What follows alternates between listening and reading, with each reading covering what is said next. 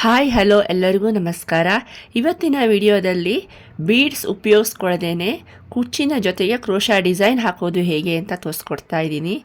ಇಲ್ಲಿ ನನಗೆ ಸೀರೆ ಬಾರ್ಡರ್ ಕಲರ್ ಬಂದು ಸ್ವಲ್ಪ ಸಿಲ್ವರ್ ಜರಿ ಇದೆ. ಅದಕ್ಕೋಸ್ಕರ ನಾನಿಲ್ಲಿ ಸಿಲ್ವರ್ ಕಲರ್ ಹಾಗೆ ಸ್ಕೈ ಬ್ಲೂ ಕಲರನ್ನು ಉಪಯೋಗಿಸ್ಕೊಂಡು ಈ ಡಿಸೈನನ್ನು ಹಾಕ್ತಾ ಇದ್ದೀನಿ. ಬನ್ನಿ ಈಗ ಸ್ಟಾರ್ಟ್ ಮಾಡೋಣ. ಇಲ್ಲಿ ನಾನು 6 ಎಳೆ ದಾರ ಮಾಡ್ಕೊಂಡಿದ್ದೀನಿ, ಹಾಗೆ ನಾಟನ್ನು ಹಾಕ್ಕೊಂಡಿದ್ದೀನಿ. ಈಗ ಸೀರೆ ಬ್ಯಾಕ್ ಸೈಡಲ್ಲಿ ದಾರನ ಇಟ್ಕೊಂಡು ಸಿಂಗಲ್ ಕ್ರೋಶಾದ ಮೂಲಕ ಇದನ್ನು ಲಾಕ್ ಮಾಡ್ಕೊಳ್ತಾ ಇದ್ದೀನಿ. ಲಾಕ್ ಮಾಡ್ಕೊಂಡಾದ ನಂತರ ಈಗ 3 ಚೈನ್ಸ್ 1 2 3 ಚೈನ್ಸ್ ಹಾಕ್ಕೊಂಡು ಈ 3 ಚೈನ್ಸ್ ಎಲ್ಲಿಗೆ ಬರುತ್ತೋ ಅಲ್ಲಿಗೆ ನೋಡಿಕೊಂಡು ಇದನ್ನು ಲಾಕ್ ಮಾಡ್ಕೊಳ್ತಾ ಇದ್ದೀನಿ.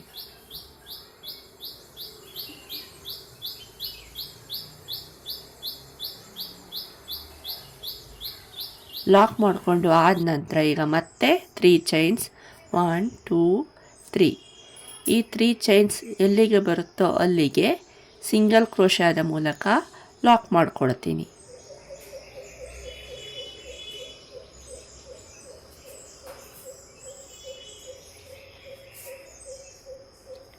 ಮತ್ತೆ 3 ಚೈನ್ಸ್ ಮತ್ತೆ ಇದನ್ನು ಲಾಕ್ ಮಾಡ್ಕೊಳ್ತೀನಿ. ಇದು ನಮಗೆ ಬೇಸ್ ಲೈನ್ ಆಗಿರುತ್ತೆ. 3 ಚೈನ್ಸ್ದು ಬೇಸ್ ಲೈನನ್ನು ನಾವು ಕರೆಕ್ಟಾಗಿ ನೋಡಿಕೊಂಡು ಹಾಕ್ಕೊಳ್ತಾ ಬರಬೇಕಾಗತ್ತೆ. ಬೇಸ್ ಲೈನ್ ಕರೆಕ್ಟಾಗಿ ಬಂದರೆ ನಮಗೆ ನೆಕ್ಸ್ಟ್ ಲೈನ್ ಕರೆಕ್ಟಾಗಿ ಬರುತ್ತೆ. ಸೀರೆ ತುದಿಯಲ್ಲಿ ಸ್ವಲ್ಪ ಜಾಗನ ಜಾಸ್ತಿನೇ ಬಿಟ್ಕೊಂಡಿದ್ದೀನಿ, ಯಾಕಂದರೆ ಅಲ್ಲಿ ಸ್ವಲ್ಪ ಜಿಗ್ಜಾಗ್ ಮಾಡಿರೋದು ಕರೆಕ್ಟಾಗಿ ಇಲ್ಲದೆ ಇರೋದ್ರಿಂದ ನಾನು ಆ ರೀತಿ ಮಾಡ್ಕೊಂಡಿದ್ದೀನಿ. ನೀವು ಸ್ಟಾರ್ಟಿಂಗಲ್ಲೇ ಹಾಕ್ಕೊಳ್ಬಹುದು. ಇದೇ ರೀತಿ 3 ಚೈನ್ನ ಬೇಸ್ ಲೈನನ್ನು ನಾನು ಕರೆಕ್ಟಾಗಿ ನೋಡಿಕೊಂಡು ಹಾಕ್ಕೊಳ್ತಾ ಮುಗಿಸ್ಕೊಳ್ತೀನಿ. 3 ಚೈನ್ ಹಾಕ್ಕೊಳ್ಬೇಕಿದ್ರೆ ಒಂದೇ ಹದದಲ್ಲಿ ಹಾಕ್ಕೊಳ್ತಾ ಹೋದರೆ ಅದು ನೀಟಾಗಿ ಕಾಣಿಸ್ಕೊಳ್ಳುತ್ತೆ. ನೋಡಿ, ಈ ರೀತಿ ನೀಟಾಗಿ ಬರುತ್ತೆ. ಈಗ ನಾನು ಸೀರೆಯ ಕೊನೆಯಲ್ಲಿದ್ದೀನಿ. ಇದನ್ನು ಕೂಡ ಅಷ್ಟೇ, ಈ ಸೀರೆ ತುದಿ ಇಲ್ಲಿವರೆಗೆ ಮಾಡಿಕೊಳ್ಳದೇನೆ ನಾನು ಇಲ್ಲಿಗೆ ಮುಗಿಸ್ಕೊಳ್ತಾ ಇದ್ದೀನಿ. ಹಾಗೆ ನಾನು ನೆಕ್ಸ್ಟ್ ಲೈನಲ್ಲೂ ಕೂಡ ಇದೇ ದಾರದಿಂದ ಕಂಟಿನ್ಯೂ ಮಾಡ್ಕೊಳ್ತಾ ಇರೋದ್ರಿಂದ ಇದನ್ನು ನಾನು ಇಲ್ಲಿ ನಾಟ್ ಹಾಕ್ಕೊಳ್ಳದೇನೆ ಕಂಟಿನ್ಯೂ ಮಾಡ್ತೀನಿ. ಈ ರೀತಿ ಸೀರೆನ ಟರ್ನ್ ಮಾಡ್ಕೊಳ್ತೀನಿ. ಟರ್ನ್ ಮಾಡಿಕೊಂಡು ಈಗ ನೆಕ್ಸ್ಟ್ ಲೈನನ್ನು ಸ್ಟಾರ್ಟ್ ಮಾಡ್ತೀನಿ. ಈಗ ನೆಕ್ಸ್ಟ್ ಲೈನಲ್ಲಿ ಮೊದಲಿಗೆ 8 ಚೈನನ್ನು ಹಾಕ್ಕೊಳ್ತಾ ಇದ್ದೀನಿ. 3 4 5 6 7 8 8 ಚೈನನ್ನು ಹಾಕ್ಕೊಂಡು ಆದ ನಂತರ ಇಲ್ಲಿ 2 ಬ್ಲಾಕನ್ನು ಬಿಟ್ಟು 3ನೇ ಬ್ಲಾಕ್ ಇದೆಯಲ್ಲ, 3ನೇ ಬ್ಲಾಕ್ ಒಳಗಡೆ ಇದನ್ನು ಲಾಕ್ ಮಾಡ್ಕೊಳ್ತಾ ಇದ್ದೀನಿ. ಡೈರೆಕ್ಟಾಗಿ ಸಿಂಗಲ್ ಕ್ರೋಶಾದ ಮೂಲಕ ಲಾಕ್ ಮಾಡ್ಕೊಳ್ತಾ ಇದ್ದೀನಿ. ಲಾಕ್ ಮಾಡಿಕೊಂಡು ಆದ ನಂತರ ಈಗ ಸೀರೆನ ಹೀಗೆ ಟರ್ನ್ ಮಾಡ್ಕೊಳ್ತಾ ಇದ್ದೀನಿ. ಟರ್ನ್ ಮಾಡಿಕೊಂಡು ಈ 8 ಚೈನ್ ಇರುತ್ತಲ್ಲ ಅದಕ್ಕೆ ಸಿಂಗಲ್ ಕ್ರೋಶೆ ಹಾಕ್ಕೊಳ್ತಾ ಬರ್ತೀನಿ. 9 ಸಿಂಗಲ್ ಕ್ರೋಶೆ ಹಾಕ್ಕೊಳ್ತೀನಿ. ಈಗ 2ನೇ ಸಿಂಗಲ್ ಕ್ರೋಶೆ ಹಾಕ್ಕೊಳ್ತಾ ಇದ್ದೀನಿ. 3ನೇ ಸಿಂಗಲ್ ಕ್ರೋಶೆ ಹಾಕ್ತಾ ಇದ್ದೀನಿ. 4 5 6 7 8 ಈಗ ಕೊನೆಯ ಸಿಂಗಲ್ ಕ್ರೋಶೆ 9. ನಾವು ಏನು 8 ಚೈನ್ಸ್ ಹಾಕ್ಕೊಂಡಿರ್ತೀವಲ್ಲ ಅದಕ್ಕೆಲ್ಲ ಈಗ ಸಿಂಗಲ್ ಕ್ರೋಶೆ ಹಾಕ್ಕೊಂಡಿದ್ದೀನಿ. ಸಿಂಗಲ್ ಕ್ರೋಶೆ ಹಾಕ್ಕೊಂಡು ಆದ ನಂತರ ಮತ್ತೆ ಸೀರೆನ ಈ ರೀತಿ ಟರ್ನ್ ಮಾಡ್ಕೊಳ್ತೀನಿ. ಟರ್ನ್ ಮಾಡಿಕೊಂಡು ಈಗ 2 ಚೈನ್ಸನ್ನು ಹಾಕ್ಕೊಳ್ತೀನಿ. 1 2 ಚೈನ್ಸ್ ಅಂದರೆ ನನಗೆ ಒಂದು ಡಬಲ್ ಕ್ರೋಶೆ ಆಯಿತು. ಈಗ ನೆಕ್ಸ್ಟ್ ಏನು ಸಿಂಗಲ್ ಕ್ರೋಶೆ ಹಾಕ್ಕೊಂಡಿರ್ತೀವಲ್ಲ ಆ ಸಿಂಗಲ್ ಕ್ರೋಶೆ ಇರುವ ಚೈನಿಗೆ ಮತ್ತೊಂದು ಡಬಲ್ ಕ್ರೋಶೆ ಹಾಕ್ತೀನಿ. ಇದೇ ರೀತಿ ನಾನು ಮತ್ತೆ 3 ಡಬಲ್ ಕ್ರೋಶೆ ಹಾಕ್ಕೊಳ್ತೀನಿ.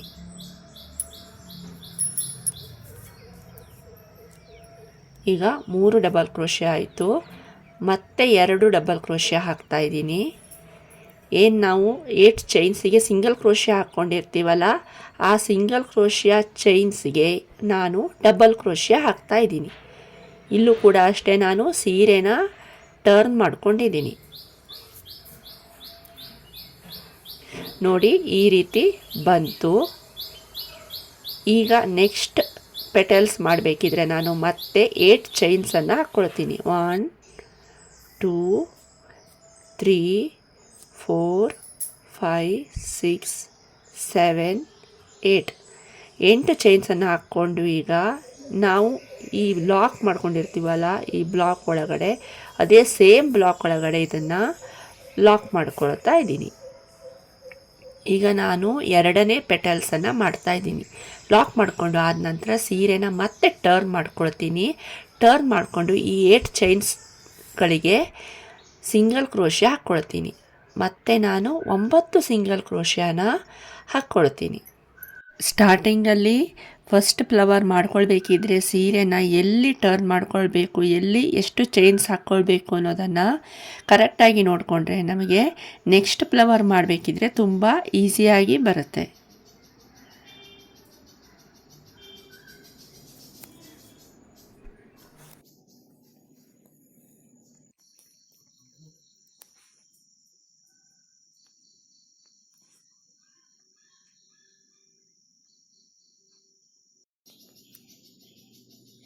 ಈಗ ಇಲ್ಲಿ 2ನೇ ಪೆಟಲ್ಸ್ ಮಾಡ್ಕೊಳ್ಬೇಕಿದ್ರೆ 9 ಸಿಂಗಲ್ ಕ್ರೋಶೆ ಹಾಕ್ಕೊಂಡಾಯಿತು. 9 ಸಿಂಗಲ್ ಕ್ರೋಶೆ ಹಾಕ್ಕೊಂಡು ಆದ ನಂತರ ಮೊದಲನೇ ಪೆಟಲ್ಸ್ನ ಡಬಲ್ ಕ್ರೋಶೆ ಚೈನ್ ಇರುತ್ತಲ್ಲ, ಮೊದಲನೇ ಚೈನ್ ಇರುತ್ತಲ್ಲ, ಆ ಚೈನ್ ಒಳಗಡೆ ಮತ್ತೊಂದು ಸಿಂಗಲ್ ಕ್ರೋಶೆ ಹಾಕ್ಕೊಳ್ತಾ ಇದ್ದೀನಿ. ಈಗ ನನಗೆ ಇಲ್ಲಿ ಟೋಟಲ್ 10 ಸಿಂಗಲ್ ಕ್ರೋಶೆ ಆಯಿತು. 2ನೇ ಪೆಟಲ್ಸ್ನಲ್ಲಿ ನನಗೆ 10 ಸಿಂಗಲ್ ಕ್ರೋಶೆ ಆಯಿತು. ಇಷ್ಟಾದ ನಂತರ ಈಗ ಮತ್ತೆ ಸೀರೆನ ಟರ್ನ್ ಮಾಡ್ಕೊಳ್ತೀನಿ. ಟರ್ನ್ ಮಾಡಿಕೊಂಡು 2 ಚೈನ್ಸನ್ನು ಹಾಕ್ಕೊಳ್ತೀನಿ. 2 ಚೈನ್ಸನ್ನು ಹಾಕ್ಕೊಂಡು ನೆಕ್ಸ್ಟ್ 4 ಸಿಂಗಲ್ ಕ್ರೋಶೆ ಹಾಕ್ಕೊಂಡಿರ್ತೀವಲ್ಲ, 4 ಸಿಂಗಲ್ ಕ್ರೋಶೆ ಹಾಕ್ಕೊಂಡಿರೋ ಚೈನ್ಸ್ಗೆ 4 ಡಬಲ್ ಕ್ರೋಶೆ ಹಾಕ್ಕೊಳ್ತೀನಿ. ಮೊದಲಿಗೆ ಏನು 2 ಚೈನ್ಸನ್ನು ಹಾಕ್ಕೊಂಡಿರ್ತೀವೋ ಅದನ್ನು ನಾವು 1 ಸಿಂಗಲ್ ಕ್ರೋಶೆ ಅಂತ ಕನ್ಸಿಡರ್ ಮಾಡ್ತೀವಿ.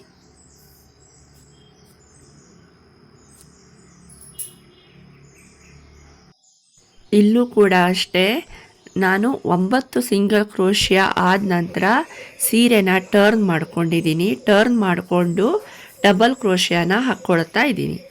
ಏನು 9 ಸಿಂಗಲ್ ಕ್ರೋಶೆ ಹಾಕ್ಕೊಂಡಿರ್ತೀವಲ್ಲ, ಆ 4 ಚೈನ್ಗಳಿಗೆ ಡಬಲ್ ಕ್ರೋಶೆ ಹಾಕ್ಕೊಂಡಿರ್ತೀನಿ. ಸ್ಟಾರ್ಟಿಂಗಲ್ಲಿ 2 ಚೈನ್ಸ್ ಹಾಕ್ಕೊಂಡಿದ್ದೀನಿ. ಟೋಟಲ್ 5 ಡಬಲ್ ಕ್ರೋಶೆ ಆಗುತ್ತೆ. ಈಗ ಈ ಪೆಟಲ್ ಕೂಡ ನನಗೆ ಕಂಪ್ಲೀಟ್ ಆಯಿತು. ಕಂಪ್ಲೀಟ್ ಆದ ನಂತರ ಮತ್ತೆ ನಾನು 8 ಚೈನ್ಸನ್ನು ಹಾಕ್ಕೊಳ್ತೀನಿ.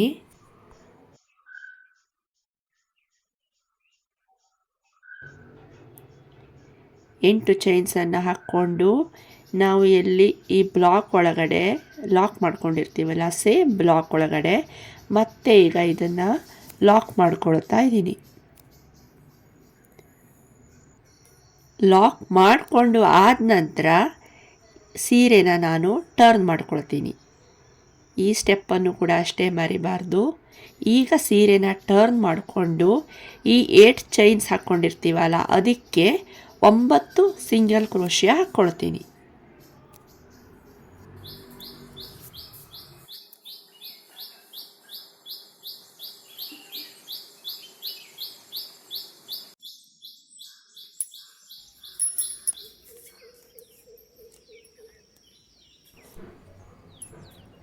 ಒಂಬತ್ತು ಸಿಂಗಲ್ ಕ್ರೋಶೆ ಹಾಕಿ ಆದ ನಂತರ ಲಾಸ್ಟ್ ಪೆಟಲ್ನ ಮೊದಲನೇ ಡಬಲ್ ಕ್ರೋಶೆ ಇರುತ್ತಲ್ಲ, 8 ಚೈನ್ಸ್ ಹಾಕ್ಕೊಂಡಿರ್ತೀವಲ್ಲ, ಡಬಲ್ ಕ್ರೋಶಾದ ಚೈನ್ ಒಳಗಡೆ ಮತ್ತೊಂದು ಸಿಂಗಲ್ ಕ್ರೋಶೆ ಹಾಕ್ಕೊಳ್ತೀನಿ.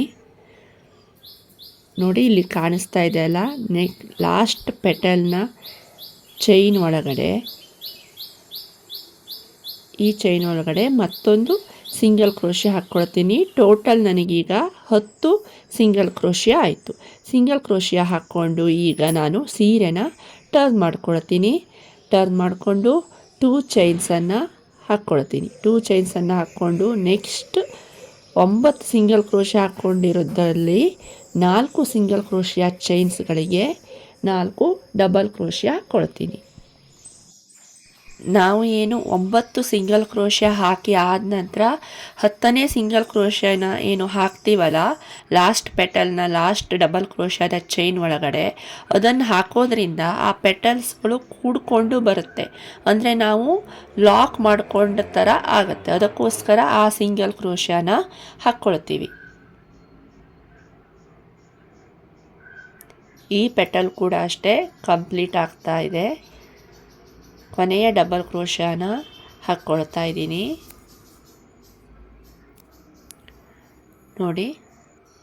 ನೋಡಿ ಈಗ ನಿಮಗೆ ಒಂದು ಐಡಿಯಾ ಬರುತ್ತೆ. ಈ ರೀತಿ ಬಂತು. ಮತ್ತೆ ನಾನು 2 ಪೆಟಲ್ಸನ್ನು ಮಾಡ್ಕೊಳ್ಬೇಕು. ಅದಕ್ಕೆ ಈಗ ಮತ್ತೆ 8 ಚೈನ್ಸನ್ನು ಹಾಕ್ಕೊಳ್ತಾ ಇದ್ದೀನಿ. 8 ಚೈನ್ಸನ್ನು ಹಾಕ್ಕೊಂಡು ಸೇಮ್ ಬ್ಲಾಕ್ ಒಳಗಡೆ ಇದನ್ನು ಲಾಕ್ ಮಾಡ್ಕೊಳ್ತಾ ಇದ್ದೀನಿ. ಇಲ್ಲಿ ನಾನು 5 ಪೆಟಲ್ಸ್ನ ಹೂವನ್ನು ಮಾಡ್ತಾ ಇದ್ದೀನಿ.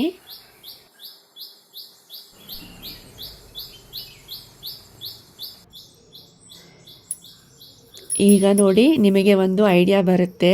ಇಲ್ಲಿ ನನಗೆ 3 ಪೆಟಲ್ಸ್ ಆಗಿದೆ, ಮತ್ತೆ 2 ಪೆಟಲ್ಸ್ ಆಗಬೇಕು. ಈಗ ಏನು ಈ 8 ಚೈನ್ಸ್ ಹಾಕ್ಕೊಂಡಿರ್ತೀವಲ್ಲ ಅದಕ್ಕೂ ಕೂಡ ಅಷ್ಟೇ ಇದೇ ರೀತಿ ಮೊದಲನೇ ಥರನೇ ಪೆಟಲ್ಸನ್ನು ಮಾಡ್ಕೊಳ್ತೀನಿ. ಟರ್ನ್ ಮಾಡಿಕೊಂಡು ಆ 8 ಚೈನ್ಸ್ಗಳಿಗೆ 9 ಸಿಂಗಲ್ ಕ್ರೋಶೆ ಹಾಕ್ಕೊಳ್ತೀನಿ. 9 ಸಿಂಗಲ್ ಕ್ರೋಶೆ ಹಾಕಿ ಆದ ನಂತರ ಮತ್ತೆ ಲಾಸ್ಟ್ ಪೆಟಲ್ ಇರುತ್ತಲ್ಲ, ಲಾಸ್ಟ್ ಪೆಟಲ್ನ ಡಬಲ್ ಕ್ರೋಶೆ ಆದ ಚೈನಿಗೆ, ಮೊದಲನೇ ಚೈನಿಗೆ ಮತ್ತೊಂದು ಸಿಂಗಲ್ ಕ್ರೋಶೆ ಹಾಕ್ಕೊಳ್ತೀನಿ. ಟೋಟಲ್ 10 ಸಿಂಗಲ್ ಕ್ರೋಶೆ ಆಯಿತು. ಹಾಗೆ ಲಾಕ್ ಕೂಡ ಆಯಿತು. ಈ ಡಿಸೈನನ್ನು ಹಾಕ್ಕೊಳ್ಬೇಕಿದ್ರೆ ನಮಗೆ ಸ್ವಲ್ಪ ಕ್ರೋಶಾ ವರ್ಕ್ ಜಾಸ್ತಿ ಆಗುತ್ತೆ. ಜಾಸ್ತಿ ಆದರೂ ಕೂಡ ಈ ಡಿಸೈನ್ ತುಂಬಾ ಚೆನ್ನಾಗಿ ಕಾಣಿಸುತ್ತೆ, ತುಂಬಾ ನೀಟಾಗಿ ಕಾಣಿಸುತ್ತೆ. ಹಾಗೆ ನಾವು ತುಂಬ ವರ್ಷ ಇದನ್ನು ಮೇಂಟೈನ್ ಮಾಡ್ಕೊಳ್ಬಹುದು. ಬೀಡ್ಸನ್ನು ಉಪಯೋಗಿಸ್ಕೊಳ್ಳದೆ ಹೋದರೆ ಈ ಡಿಸೈನ್ ತುಂಬಾ ಚೆನ್ನಾಗಿ ನಾವು ಮೇಂಟೈನ್ ಮಾಡ್ಕೊಳ್ಬಹುದು. ನೋಡಿ, ಈಗ ಲಾಸ್ಟ್ ಪೆಟಲ್ನ ಡಬಲ್ ಕ್ರೋಶೆ ಆದ ಚೈನಿಗೆ ಮತ್ತೊಂದು ಸಿಂಗಲ್ ಕ್ರೋಶೆ ಹಾಕ್ಕೊಂಡು ಇದನ್ನು ಲಾಕ್ ಮಾಡ್ಕೊಳ್ತೀನಿ. ಲಾಕ್ ಮಾಡಿಕೊಂಡು ಆದ ನಂತರ ಈಗ ನಾನು ಮತ್ತೆ ಸೀರೆನ ಟರ್ನ್ ಮಾಡ್ಕೊಳ್ತೀನಿ. ಟರ್ನ್ ಮಾಡಿಕೊಂಡು 2 ಚೈನ್ಸನ್ನು ಹಾಕ್ಕೊಳ್ತೀನಿ. 2 ಚೈನ್ಸನ್ನು ಹಾಕ್ಕೊಂಡು ಮತ್ತೆ ನೆಕ್ಸ್ಟ್ 4 ಸಿಂಗಲ್ ಕ್ರೋಶೆಗಳಿಗೆ 4 ಡಬಲ್ ಕ್ರೋಶೆಯನ್ನು ಹಾಕ್ಕೊಳ್ತೀನಿ. ಹಾಕ್ಕೊಂಡಾದ ನಂತರ ಈ ಪೆಟಲ್ ಕೂಡ ನನಗೆ ಕಂಪ್ಲೀಟ್ ಆಗುತ್ತೆ. ಇದೇ ರೀತಿ ಮತ್ತೆ ನೆಕ್ಸ್ಟ್ ಒಂದು ಪೆಟಲ್ ಕೂಡ ಮಾಡ್ಕೊಳ್ತೀನಿ. ಸೀರೆ ಕಲರ್ ಕಾಂಬಿನೇಷನನ್ನು ನೋಡಿಕೊಂಡು ಈ ಡಿಸೈನನ್ನು ಹಾಕ್ಕೊಂಡ್ರೆ ತುಂಬಾ ಚೆನ್ನಾಗಿ ಕಾಣಿಸುತ್ತೆ. 2-3 ಕಲರ್ ಇದ್ದವಾಗ ಈ ಡಿಸೈನನ್ನು ಹಾಕ್ಕೊಡೋದ್ರಿಂದ ತುಂಬಾ ನೀಟಾಗಿ ಕಾಣಿಸುತ್ತೆ. ಹಾಗೆ ತುಂಬ ಅಂದರೆ ತುಂಬಾ ಚೆನ್ನಾಗಿ ಕಾಣಿಸುತ್ತೆ, ತುಂಬ ಗ್ರ್ಯಾಂಡಾಗಿ ಕೂಡ ಕಾಣಿಸುತ್ತೆ.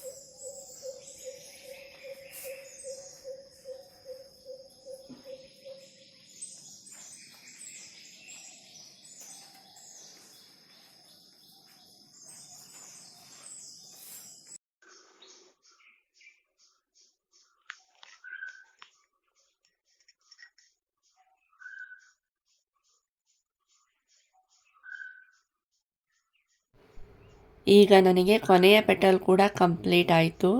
ನೋಡಿ, 5 ಪೆಟಲ್ಸ್ ಆದ ನಂತರ ಈ ರೀತಿ ಕಾಣಿಸ್ತಾ ಇದೆ. ಆ್ಯಕ್ಚುಲಿ ಈಗ ಇಲ್ಲಿ ಈ ಸಾರಿ ಉಲ್ಟಾ ಬಂದಿರುತ್ತೆ. ಇದು ಮೇಲ್ಮೈ, ಈ ನಾವೇನು ಕಂಪ್ಲೀಟ್ ಆಗಿದೆಯಲ್ಲ ಇದು ಒಳಮೈ ಆಗಿರುತ್ತೆ. ಈಗ ಈ ಫ್ಲವರನ್ನು ನಾನು ಲಾಕ್ ಮಾಡ್ಕೊಳ್ತೀನಿ. ನೆಕ್ಸ್ಟ್ ಈ 2 ಬ್ಲಾಕ್ ಇರುತ್ತಲ್ಲ, ನೆಕ್ಸ್ಟ್ ಎರಡನೇ ಬ್ಲಾಕ್ ಏನು ಲಾಕ್ ಮಾಡ್ಕೊಂಡಿರ್ತೀವಲ್ಲ ಸಿಂಗಲ್ ಕ್ರೋಶಿಯಾದ ಮೂಲಕ, ಅಲ್ಲಿ ನಾನು ಮತ್ತೊಂದು ಸಿಂಗಲ್ ಕ್ರೋಶಿಯಾ ಹಾಕ್ಕೊಂಡು ಲಾಕ್ ಮಾಡ್ಕೊಳ್ತೀನಿ. ಫಸ್ಟ್ ಬ್ಲಾಕನ್ನು ಬಿಟ್ಟು ಎರಡನೇ ಬ್ಲಾಕ್ನ ಸಿಂಗಲ್ ಕ್ರೋಶಿಯಾ ಹಾಕಿ ಲಾಕ್ ಮಾಡ್ಕೊಂಡಿರ್ತೀವಲ್ಲ ಆ ಬ್ಲಾಕ್ಗೆ ಲಾಕ್ ಮಾಡ್ಕೊಂಡಿದ್ದೀನಿ. ಲಾಕ್ ಮಾಡ್ಕೊಂಡು ಆದ ನಂತರ ಮತ್ತೆ 3 ಚೈನ್ಸನ್ನು ಹಾಕಿ ಈ 3 ಚೈನ್ಸ್ನ ಲಾಕ್ನ ಮೇಲೆ ಮತ್ತೊಂದು ಲಾಕ್ ಮಾಡ್ಕೊಳ್ತೀನಿ.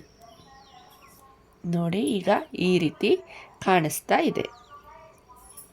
ಈಗ ನೆಕ್ಸ್ಟ್ ಫ್ಲವರ್ ಶುರು ಮಾಡೋದಕ್ಕೆ ಮತ್ತೆ 8 ಚೈನ್ಸನ್ನು ಹಾಕ್ಕೊಳ್ತೀನಿ.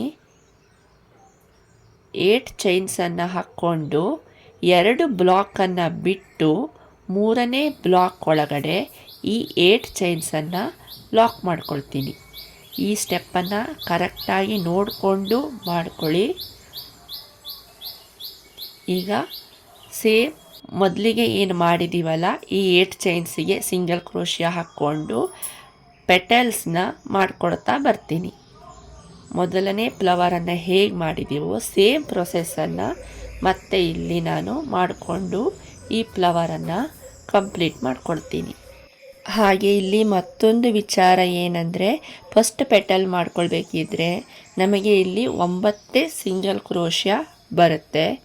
ಎರಡನೇ ಪೆಟಲ್ಸಲ್ಲಿ ಮಾತ್ರ ಲಾಕ್ ಮಾಡ್ಕೊಳ್ತಾ ಹೋಗೋದ್ರಿಂದ 10 ಸಿಂಗಲ್ ಕ್ರೋಶಿಯಾಗಳು ಬರುತ್ತೆ.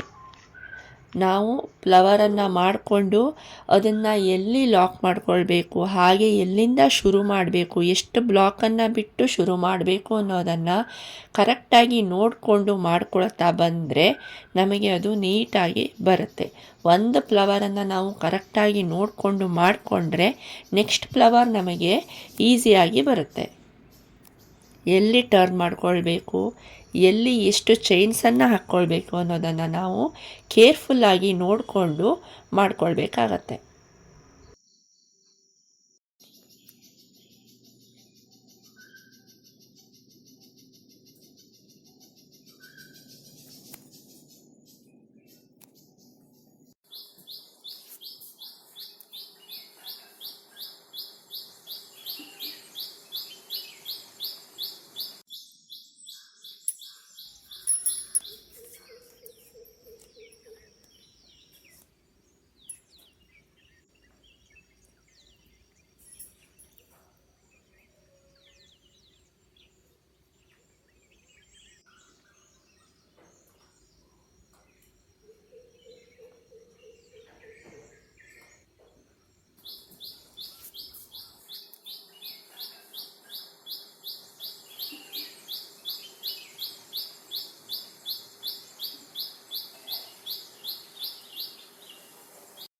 ಈ ಫ್ಲವರ್ಗೂ ಕೂಡ ಅಷ್ಟೇ ಮತ್ತೆ ನಾನು 3 ಪೆಟಲ್ಸನ್ನು ಮಾಡಿಕೊಂಡು ಬರ್ತೀನಿ. 2 ಪೆಟಲ್ಸ್ ಆಗಿದೆ ನೋಡಿ. ಈ ಎರಡನೇ ಫ್ಲವರ್ ಕೂಡ ನನಗೆ ಈಗ ಕಂಪ್ಲೀಟ್ ಆಯಿತು. ಈ ಫ್ಲವರ್ ಕಂಪ್ಲೀಟ್ ಆದ ನಂತರ ಇದನ್ನು ಈಗ ಲಾಕ್ ಮಾಡ್ಕೊಳ್ತೀನಿ. ಈಗ ಎರಡನೇ ಬ್ಲಾಕ್ ಒಳಗಡೆ ಫ್ಲವರ್ ಆದ ನಂತರ ಎರಡನೇ ಬ್ಲಾಕ್ ಇರುತ್ತಲ್ಲ ಆ ಬ್ಲಾಕ್ನ ಏನು ಲಾಕ್ ಮಾಡ್ಕೊಂಡಿರ್ತೀವಲ್ಲ ಆ ಸಿಂಗಲ್ ಕ್ರೋಶಿಯಾದ ಮೇಲೆ ಮತ್ತೊಂದು ಸಿಂಗಲ್ ಕ್ರೋಶಿಯಾ ಹಾಕ್ಕೊಂಡು ಈ ಫ್ಲವರನ್ನು ಲಾಕ್ ಮಾಡ್ಕೊಳ್ತಾ ಇದ್ದೀನಿ. ಲಾಕ್ ಮಾಡ್ಕೊಂಡು ಆದ ನಂತರ ಮತ್ತೆ ನಾನೀಗ 3 ಚೈನ್ಸನ್ನು ಹಾಕ್ಕೊಳ್ತೀನಿ. ನೋಡಿ, ಈ ರೀತಿ ಕಾಣಿಸ್ತಿದೆ. 3 ಚೈನ್ಸ್, 1 2 3 ಚೈನ್ಸನ್ನು ಹಾಕ್ಕೊಂಡು ನೆಕ್ಸ್ಟ್ 3 ಚೈನ್ನ ಬ್ಲಾಕನ್ನು ಲಾಕ್ ಮಾಡ್ಕೊಂಡಿರ್ತೀವಲ್ಲ ಆ ಲಾಕ್ನ ಮೇಲೆ ಈ 3 ಚೈನ್ಸನ್ನು ಲಾಕ್ ಮಾಡ್ಕೊಳ್ತೀನಿ.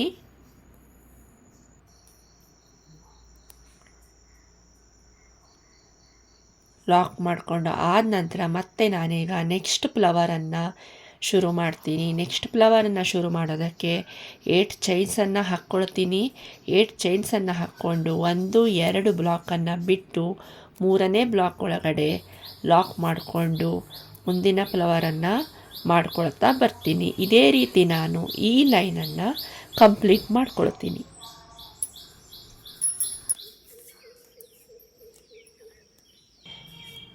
ಈಗ ನಾನು ಸೀರೆಯ ಕೊನೆಯ ಹಂತದಲ್ಲಿದ್ದೀನಿ.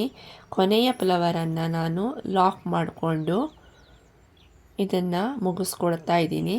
ಹಾಗೆ ದಾರನ ಕಟ್ ಮಾಡಿಕೊಂಡು ನಾಟನ್ನು ಹಾಕ್ಕೊಳ್ತೀನಿ.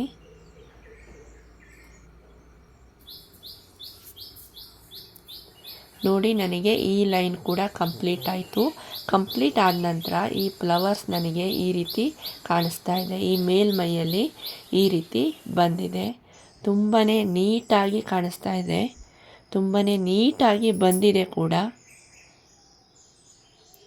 ನಮಗೆ ಇಲ್ಲಿ ಏನು 3 ಚೈನ್ಸ್ ಹಾಕ್ಕೊಂಡು ಗ್ಯಾಪ್ ಇರುತ್ತಲ್ಲ, ಈ 3 ಚೈನ್ ಬ್ಲಾಕ್ ಒಳಗಡೆ ಕುಚ್ಚನ್ನು ಹಾಕ್ಕೊಳ್ತೀನಿ ನಾನು.